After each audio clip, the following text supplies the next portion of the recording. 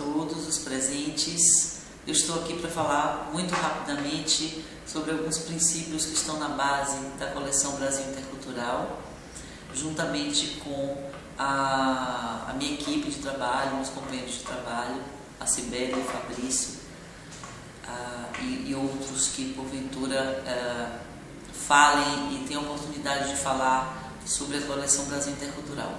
Mais do que tudo, eu quero falar um pouco sobre alguns princípios que estão na base da produção dessa experiência, que na verdade é mais do que, não é só um material didático, mas é uma experiência de trabalho coletiva, árdua, demorada. Quem já fez material didático e faz sabe como é que é isso.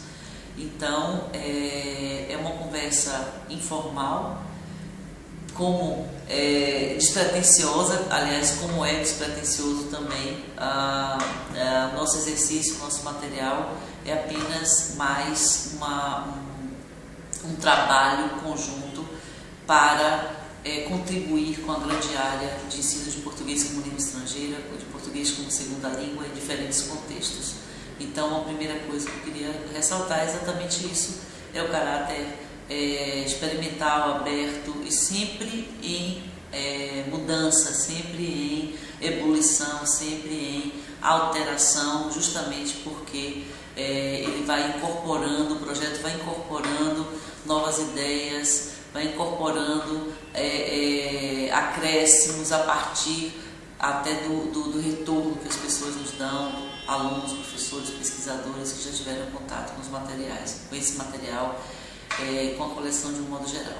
Então, o que está na base do Brasil Intercultural? O que nós poderíamos dizer que é fator determinante? A primeira grande questão é exatamente a gente pensar que trabalhamos com a língua em uso. E o que quer dizer isso? Todo mundo já ouviu falar o que é trabalhar com a língua em uso, já ouviu falar em abordagens comunicativas, abordagens mais voltadas para o trabalho comunicativo com a língua, mas quando a gente diz trabalhar com a língua em uso, a gente não quer simplesmente falar que o material é comunicativo no sentido de que ele permite a comunicação, mas é que em sua base está uma língua que não é uma língua engessada das gramáticas, não é uma língua que é confundida às vezes com uma visão de língua padrão ou de norma culta como sendo uma coisa única, fechada, determinada.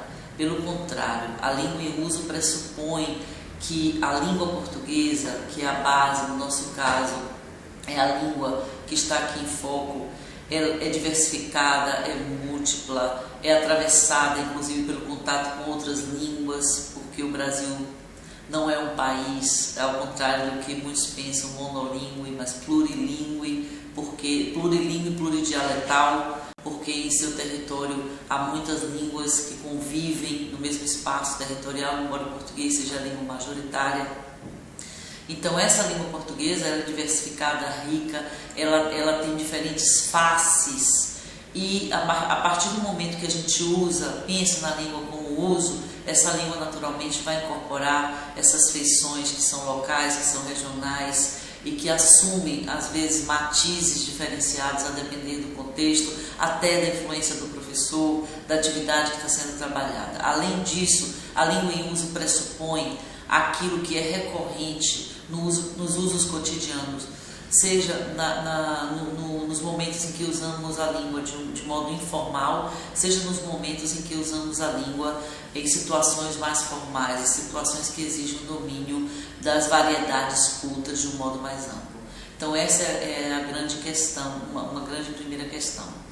A segunda, que está intimamente ligada a isso, é considerar a língua como lugar de interação, lugar onde pessoas produzem conhecimento nos espaços em que elas vivem e, portanto, essa língua ela passa a ser a ponte através da qual as pessoas são o que elas são, as pessoas dizem o que elas são e as pessoas pensam o mundo no seu entorno. Por causa disso, justamente, essa língua não pode estar apartada da cultura, ou seja, de tudo que nos conforma como seres humanos. Então, a terceira grande questão é que essa língua não pode ser vista a não ser como cultura. Então, qual é o lugar da cultura na língua? Ela não tem um lugar específico. A língua é cultura e cultura é língua. Então, nesse sentido, quando nós usamos essa língua, que é essa língua portuguesa, quando ensinamos essa variedade brasileira, ela está carregada de sentidos que são produzidos entre pessoas que vivem uma mesma realidade social. E essa realidade social e tudo que nós produzimos dentro dessa realidade social, tudo que nós criamos a partir dessa realidade social, todos os significados que nós engendramos nessa realidade social, forçosamente estarão presentes nessa língua. Então ela não pode ser, ela não é algo que, vamos dizer, que é neutra, que está distante do que nós fazemos quando vivemos, né, dentro dessa língua. Então, por causa dessas questões fundamentais, como nós podemos produzir um material e refletir nesse material essas visões de língua no uso de língua como lugar de interação e de língua como cultura? A partir de que? Como é possível criar oportunidades para que essas questões se tornem concretas dentro de uma sala de aula de línguas e dentro da sala de aula de português como língua estrangeira, de português como segunda língua? A primeira grande questão é a partir da seleção de materiais autênticos, que é outra grande questão. O que são materiais autênticos? Então, a noção de autenticidade, inclusive, é muito fluida e ela é também relativa, porque o que pode ser autêntico em um contexto pode não ser em outro. Mas, a partir do momento que a gente considera todo material autêntico aquilo que foi construído, produzido dentro de uma realidade social, né, dentro de um contexto social, e que se prestou para processos comunicacionais, interacionais reais, esse material é autêntico. Mesmo que, claro, no momento em que a gente pega esse material e tira da realidade social e leva para a sala de aula de línguas ou põe no material didático, ele vai sofrer, claro, uma certa perda de autenticidade, porque ele foi deslocado do seu ambiente original. No entanto, ele está carregado de realidade, no sentido de que ele traz um vocabulário, ele traz uma estrutura discursiva, uma estrutura linguística e no sentido mais amplo, né, ele traz um significado que não foi construído para um determinado fim, né, no sentido de que ele não foi preparado para a discussão de um item de gramática ou de língua especificamente, ou para abordar um conteúdo especificamente, mas ele serviu a um propósito comunicacional real e, portanto, ele não protege ao seu aprendiz nem ao professor. Então, você pode trabalhar com um vocabulário que é rico, porque aquele vocabulário surgiu num determinado contexto para um determinado fim, que é interacional, comunicacional, e não para um determinado fim didático, pedagógico. Então, toda a coleção Brasil Intercultural se constrói a partir desses materiais que são retirados da vida, materiais digitais, materiais retirados de jornais, de revistas, enfim, de todo tipo de material disponível que a gente tem hoje, inclusive no mundo virtual. Além disso, desses materiais em si, nós trabalhamos com uma grande diversidade de gêneros, porque nós produzimos sentidos a partir sempre de algum gênero, a partir sempre de alguma situação comunicacional que tem interlocutores envolvidos, que tem um determinado propósito. Então, isso está muito evidente no material. E a partir dessas questões todas, as experiências de uso da língua, que são ensejadas a partir da abordagem desses materiais e das atividades que são propostas, são sempre experiências situadas. O que quer dizer isso? Que são experiências que não só partem daquilo que está sendo proposto ali, mas que já é algo proposto de um modo aberto, mas a gente só sabe o que vai acontecer a depender do contexto no qual essa atividade se realiza. Ou seja, isso significa dizer que de uma turma para outra turma, as experiências de uso podem ser diferentes. E aprender língua numa perspectiva intercultural, aprender língua numa perspectiva aberta é exatamente isso. Criar um ponto de partida, criar um ambiente culturalmente sensível e não necessariamente saber onde isso vai dar.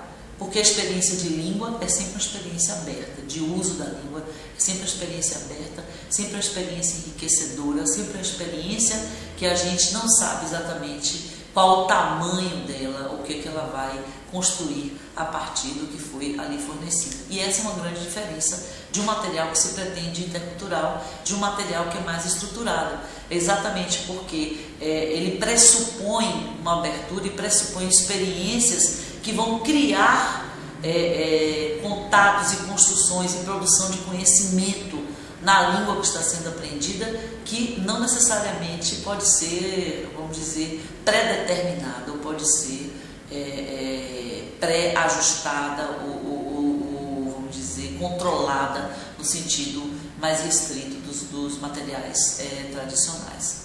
Então, dito tudo isso, só para finalizar, o que seria então uma experiência intercultural? O que seria esse diálogo intercultural?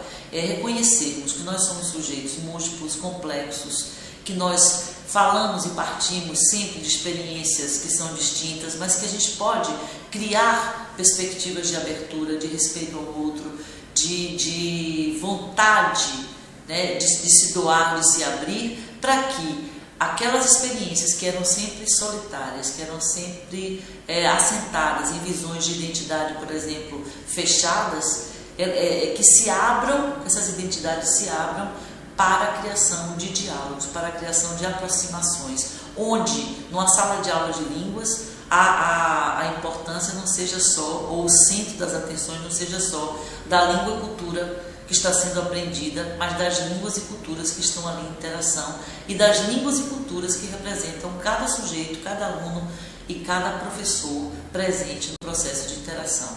Então, esse material não pretende ser um material salvador do mundo nem da pátria, mesmo porque não existe esse material, não existe material perfeito. Ele simplesmente surge como mais uma possibilidade de trabalho, como mais uma experiência que é resultado e reflexo de um grupo de pessoas que trabalham, pesquisadores, professores, pensando sempre em criar oportunidades para o crescimento, para o fomento do ensino do português como língua estrangeira, como segunda língua e em diferentes outros contextos.